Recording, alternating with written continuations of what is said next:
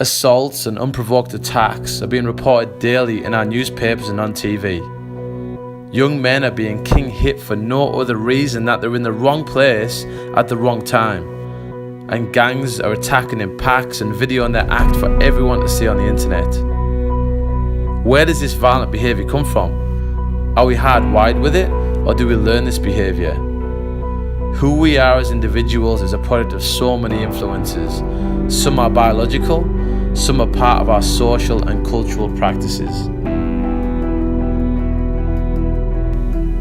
Some psychologists suggest that when people feel unimportant, they equate those feelings with dying, and they'll do everything they can, including carrying out violent acts, to avoid those feelings.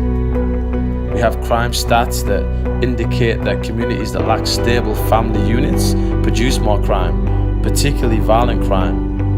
And we have people within our community with mental disorders, and this can affect their judgment and perception when it comes to violent acts.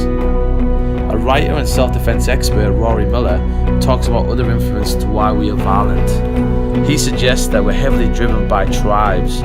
Which football team you like, your religion, your politics is all part of your tribe, and we have a natural response to defend it.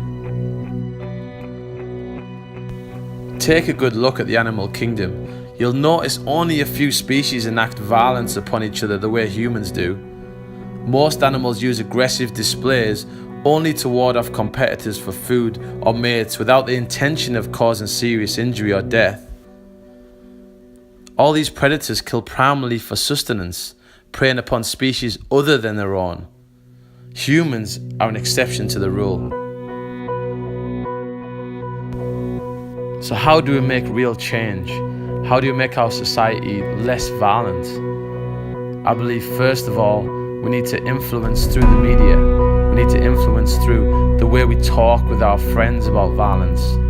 We need to educate our children in schools that violence will not be accepted, and how it can affect everyone around them, from their family to their friends.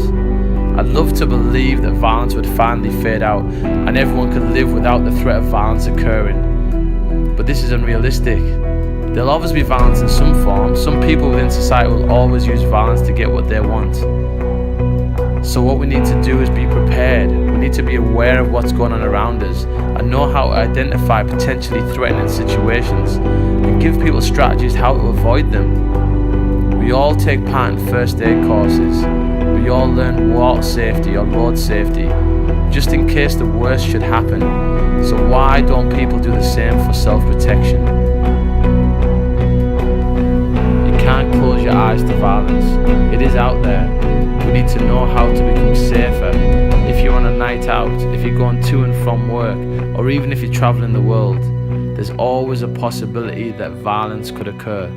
So we need to be ready to know how to avoid a situation and to act safely. So let's educate and push our children, our families, our friends to become more aware of their own personal safety and let everyone know that violence is unacceptable.